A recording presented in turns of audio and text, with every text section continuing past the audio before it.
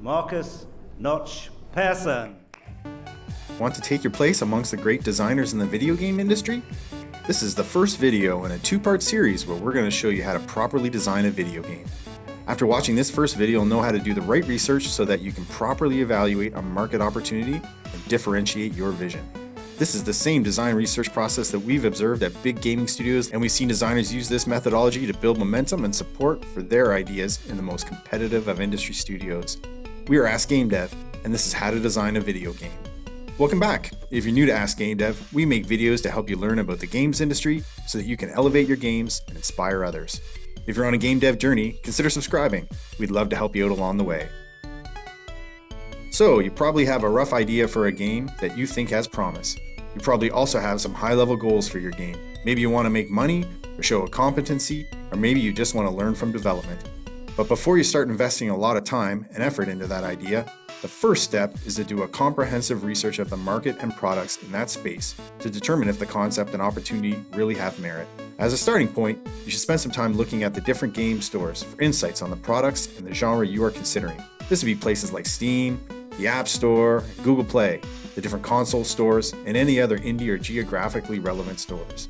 You'll also want to review industry blogs and content sites like Gamma Sutra, Polygon, or Rock Paper Shotgun, but these are all just suggestions.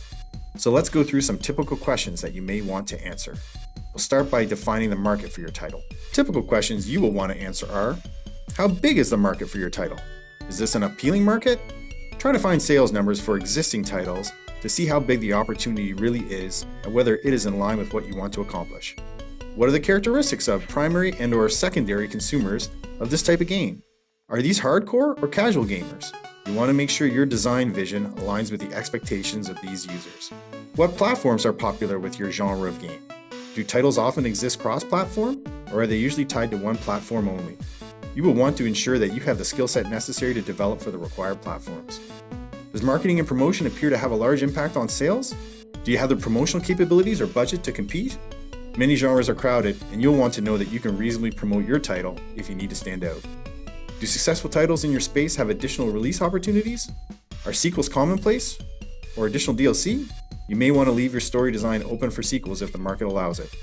And finally, who are the typical influencers for these type of games? Where do they hang out online? Is the game genre popular with streamers? You may want to design components of your game to entice these influencers to check it out. Next, take a look at the products in your market. Specifically, try to find out what feature sets do the incumbent products have? What are must-have features? Can you meet those consumer expectations with the time or budget that you have? Be realistic about what you can achieve and how you can differentiate. Who competes in this space? What size development team builds these type of games?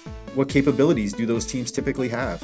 Knowing this information might inform whether you are underestimating the work involved in developing this type of game.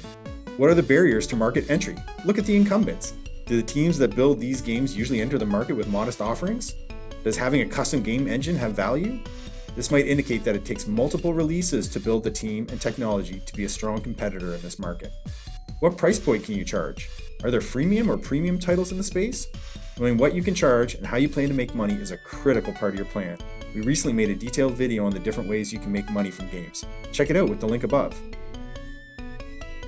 What are the Metacritic ranges for titles in your space? How does Metacritic tie to sales? Is it reasonable to think you can hit the Metacritic rating necessary for success? Knowing the quality expectations of your target consumers should inform your final design plan and feature set. Where is innovation happening in this space? Can an innovation from another gaming genre be applied here in a way that's meaningful? Use these insights to help differentiate your feature set. Are mods popular in your space? Foresight into how players will interact with your game regarding customization can be hugely valuable. Do intellectual property licenses matter?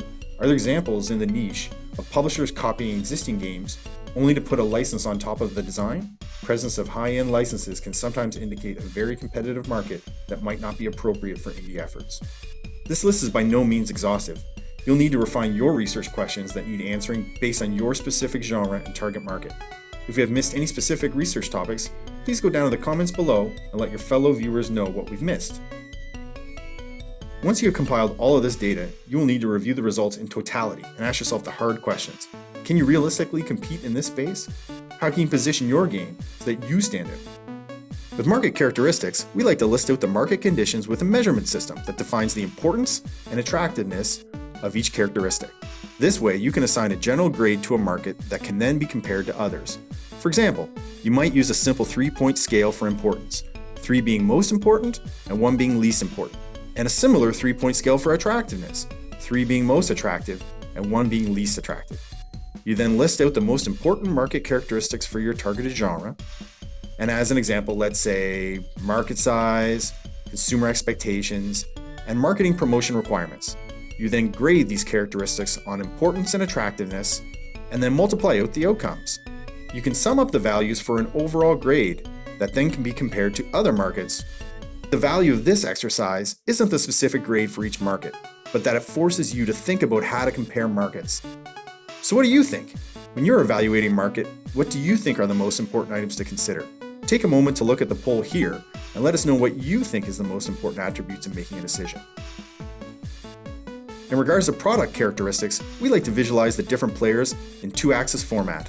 There are many ways to do this, but we like to compare 2 attributes and plot the market competitors to promote thought on how to differentiate your product. For example, we might compare price on the y-axis versus feature set depth on the x-axis. High-cost products with deep feature sets would be over here on the top right, with shallow products at a lower price point over here on the bottom left. You can then position your title based on how you think you want to differentiate. This modeling process is meant to be repeated many times.